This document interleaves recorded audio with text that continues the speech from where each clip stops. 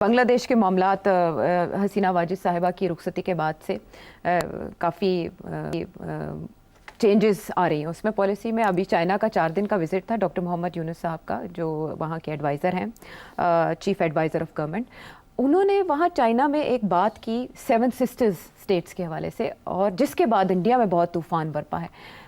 क्या है इसमें ऐसी बात जो इंडिया को बहुत तकलीफ हो रही है? इंडिया को तो पहले दिन से तकलीफ हो रही है। जैसे ही उनका एक स्ट्रेटेजिक एलाय था बांग्लादेश, वो गिरा है जैसे, और बिल्कुल ऑपोजिट बन गया वो, अब चाइना और पाकिस्तान का बन गया एलाय।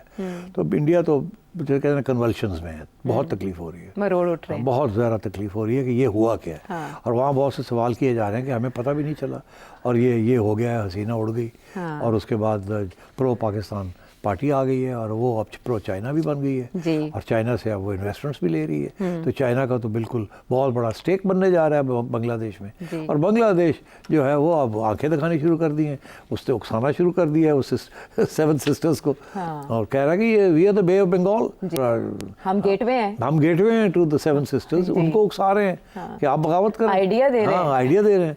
तो ये अब इस किस्म के आइडियाज़ जो है ना, वो इंडियंस जो है वो यहाँ बलोचों को दे रहे हैं, और टीटीपी को दे रहे हैं। उधर बांग्लादेश में से शुरू हो गया है ये काउंटर। हाँ। तो जाहिर है इसके पीछे, तो जाहिर है आप पाकिस्तान तो नहीं है ना? नहीं, मतलब है कि इंडिया तो यही समझता ना कि इसके पीछे भी पाकिस्तान ने गन डाल दिया। तो अब बात यह है कि बांग्लादेश ने भी तो नए एलाइज लेने हैं ना, और बांग्लादेश में जो माहौल बना हुआ है वो भी एंटी इंडिया बन गया ना। ये नहीं है कि यूनुस जो है ये कर रहा है खुद, वो देख रहा है कि सारा बांग्लादेश की नई जनरेशन जो है, दे हेट इंडियन हेजेमनी।